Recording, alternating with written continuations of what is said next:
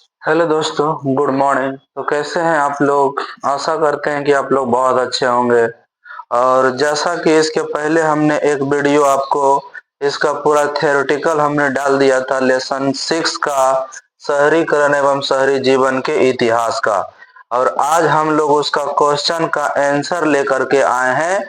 1 से लेकर के 6 तक हम आपको क्वेश्चन का आंसर कराएंगे। तो आप लोग हमारे वीडियो को शुरू से अंत तक देखिएगा, ताकि 1 से लेकर के 6 तक के प्रश्न, और ये 1 से 6 तक के प्रश्न में इसमें 2 प्रश्न पूछा हुआ है, ठीक है।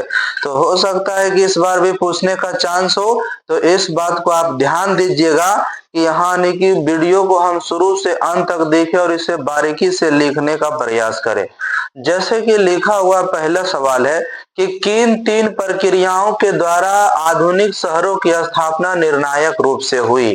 तो यहाँ पर कौन सा 3 प्रक्रिया है जिसके द्वारा शहरों का जो है स्थापना यानी कि निर्णायक रूप से हुआ। तो सबसे पहला हुआ हमारा औद्योगिक पूंजीवाद का उदय। औद्योगिक पूंजीवाद का उदय यानी कि जिस तरह से हमारे उद्योग की स्थापना करने वाले पूंजीपतियों का उदय हुआ, तो हमारा शहर की स्थापना हुआ। विश्व के विशाल भूभाग पर औपनिवेशिक की स्थापना हुआ, यानी कि उपनिवेश की स्थापना इसलिए किया जाता था क्योंकि वहां पर क्या कर सके, वो बनाया हुआ वस्तु, जो वस्तु का उत्पादन करता है उसको अच्छे तरीके से बेच सके।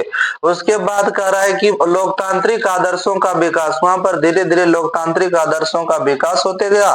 तो इन 3 गो प्रक्रियाओं ने क्या किया, यानी कि आधुनिक शहरों की स्थापना में महत्वपूर्ण भूमिका निभाने का काम किया। दूसरा सवाल कह रहा, समाज का वर्गीकरण ग्रामीण एवं नगरीय क्षेत्रों में किस भिन्नता के आधार पर किया जाता है। तो दूसरा सवाल देखिए, गांव और शहर में जो अंतर होता है वही हमारा विभिन्नता हो जाएगा। गांव के लोगों का मुख्य काम क्या होता है, कृषि और कृषि से संबंधित कार्य करना, जैसे पशुपालन, बकरी पालन, है कि नहीं, ये सब हो गया। उसके बाद देखिए, शहर के लोगों का मुख्य कार्य होता है व्यापार करना। गांव का वातावरण स्वच्छ होता है, शहर का वातावरण प्रदूषित होता है।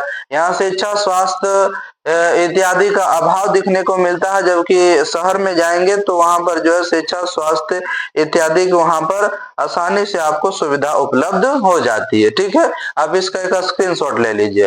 फिर नेक्स्ट, तीसरा कह रहा, आर्थिक तथा प्रशासनिक संदर्भ में ग्रामीण तथा नगरीय बनावट के 2 प्रमुख आधार क्या है। तो आर्थिक तथा प्रशासनिक संदर्भ में ग्रामीण तथा नगरीय बनावट जनसंख्या का घनत्व, है ना, जनसंख्या का घनत्व और कृषि आधारित क्रियाओं का अनुपात है।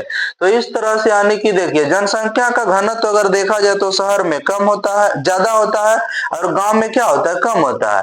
और कृषि आधारित क्रियाओं का अनुपात अगर ले लीजिएगा तो कृषि आधारित क्रिया हम लोग का गांव में ज्यादा होता है, जबकि शहर में बहुत कम होता है। तो ये बनावट के आधार पर ये 2 प्रमुख आधार मान लिया गया है। गांव के कृषि जन आर्थिक क्रियाकलापों की विशेषता बताना। तो गांव की आबादी का एक बड़ा हिस्सा कृषि संबंधित व्यवसाय से जुड़ा हुआ है, जबकि अधिकांश वस्तुएं कृषि उत्पाद से ही होता है, जो इसकी आय का एक प्रमुख स्रोत माना जाता है, ठीक है, जो कि इसकी आय का क्या है, एक प्रमुख स्रोत माना जाता है। यहाँ स्रोता लिखा गया है, ठीक है। आय का क्या माना जाता है, प्रमुख स्रोत माना जाता है। तो गांव का आबादी एक बड़ा हिस्सा कृषि कार्य से लगा हुआ है, और कृषि से जो वस्तुओं का उत्पादन होता है उसी से उसका आय प्राप्त होता है, उसको बेच करके उससे आय प्राप्त होते हैं। नेक्स्ट सवाल, शहर किस प्रकार की क्रियाओं का केंद्र होता है। तो शहर जो होता है शिक्षा, चिकित्सा, प्रशासनिक, यातायात, व्यापार, ये सभी क्रियाओं, ये सभी चीजों का प्रमुख के यानी केंद्र माना जाता है। शिक्षा यानी कि शहर में शिक्षा, चिकित्सा, प्रशासनिक, यातायात, ये सभी क्रियाओं का एक महत्वपूर्ण केंद्र माना जाता है। लास्ट हमारा छठा सवाल है, नगरीय जीवन एवं आधुनिकता एक दूसरे से अभिन्न रूप से कैसे जुड़े हुए हैं। तो नगरीय जीवन एवं आधुनिकता एक दूसरे से अभिन्न रूप से जुड़े हुए होते हैं। शहरों को आधुनिक व्यक्ति का प्रभाव क्षेत्र माना जाता है, यानी शहर को हम लोग क्या मानते हैं, जो आधुनिक जिस समय में हम जी रहे हैं उस समय हम लोग को शहर यानी कि अधिक से अधिक प्रभावित करने का काम किया है।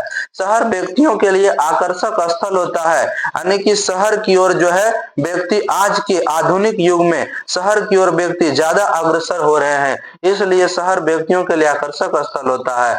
आधुनिकीकरण ने नगरीय जीवन को काफी हद तक प्रभावित करने का काम किया है, और इस आधुनिकीकरण ने भी शहरों को और ज्यादा से ज्यादा प्रभावित करने का काम किया है। तो आज हम आप लोग के लिए 6 तक ही रहने देते हैं। फिर नेक्स्ट वीडियो में 6 गो और 12 सवाल है, तो नेक्स्ट वीडियो में यानी कि इसका 6 गो और कर देंगे। मिलते हैं नेक्स्ट वीडियो में। जय हिंद।